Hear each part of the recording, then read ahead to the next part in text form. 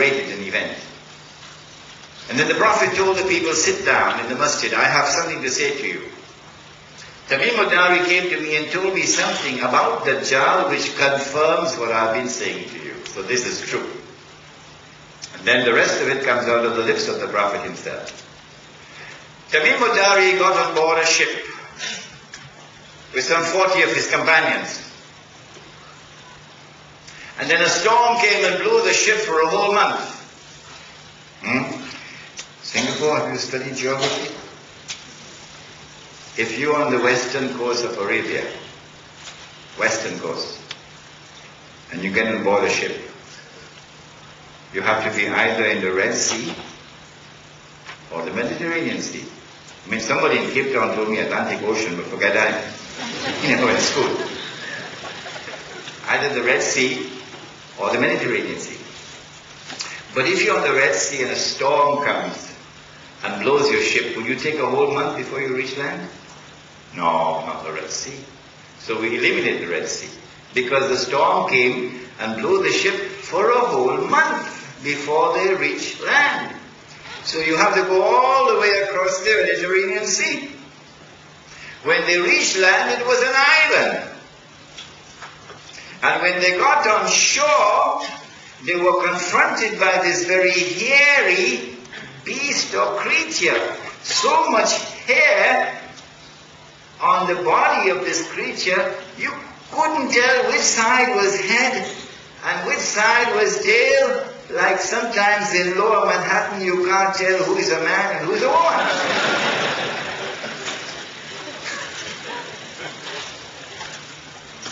At least some Singaporeans are smiling. But there's some, I can't get them to smile, I don't know what's wrong.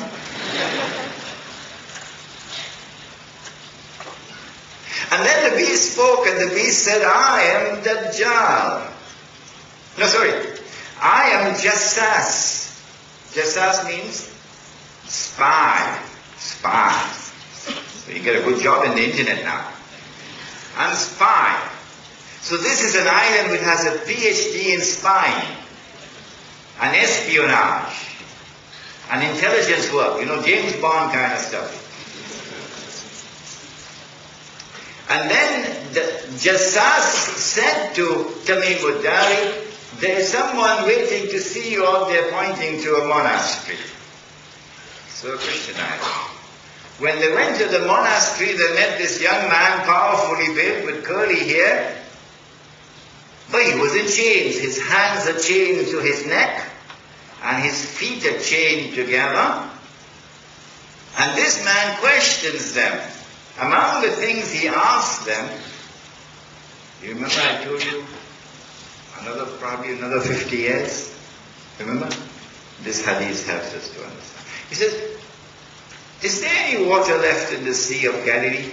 The Sea of Galilee in the Holy Land is the biggest source of drinking water for the entire area. So they said, yes, plenty water. He said, I don't think it's going to last for long. Strange. Because tomorrow at Darul Come at 5 o'clock, we find a hadith of Sahih Muslim that when Gog and Magog are released, the first of them will pass by the Sea of Galilee and start to drink the water. And by the time the last of them pass, they'll say there used to be water here. When the last of them pass will be a time when the Son of Mary comes back. Guess how much water there is in the Sea of Galilee now. I'll give you the answer tomorrow. Insha'Allah. So he asked, is there any water left in the Sea of Galilee? They said, yes, plenty. He said, I don't think it's going to last for long. Then he says, I am Dajjal. And when I'm released, I'm going to enter every town and every city, but he didn't mention Kampung.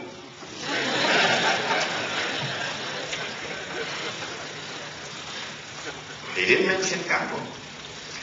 We'll enter every town and every city.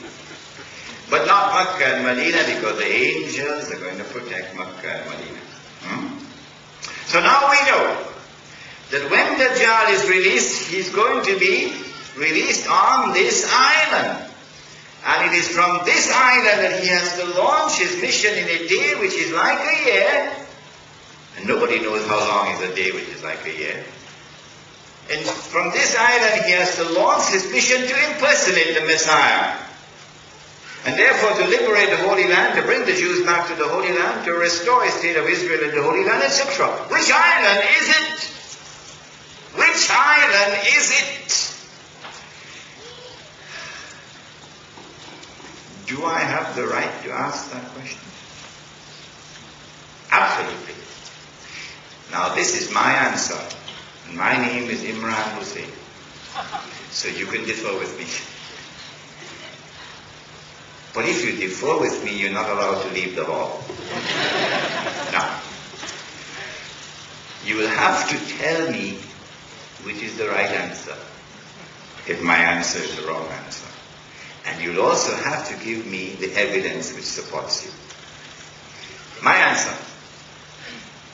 In 1917, it is the island of Britain, which having become the ruling state in the world, ruling the world with military power and ruling the money of the world through the Bank of England, because they got us, meanwhile the scholars of Islam were eating halwa. They took away the real money, which has intrinsic value, and they replaced it with paper money, which they could manipulate. You don't have to have a PhD from Harvard to understand this, which you can manipulate the paper value of the paper money. And when the paper money collapses, as they did in Indonesia, you can rip them off. And so half of the country now below the poverty line. You have sucked the blood of the people. Shame on you. This is what happens when paper money replaces real money. So Britain now rules the world in terms of military power. Britain controls the money of the world through the Bank of England, because now you're using paper money.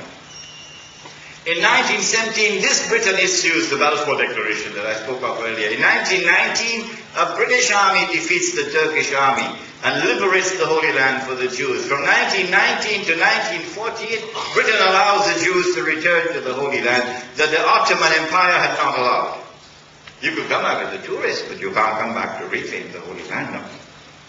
Not while the Ottoman Empire was there. And in 1948, the island of Britain acts as the midwife for the baby to be born, the state of Israel. And so my answer is that the island is Britain. If you differ with me, you must tell me which is the right answer. And you must give me the evidence which supports you. But you have the freedom to differ with me, because this is my opinion.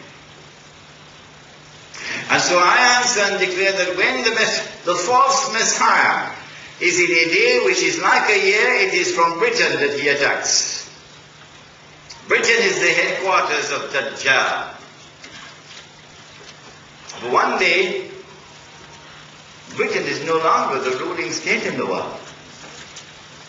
The First World War comes around, and it is launched by way of a terrorist attack which bears the same fingerprints of September the 11th, incidentally. And this terrorist attack launches the First World War.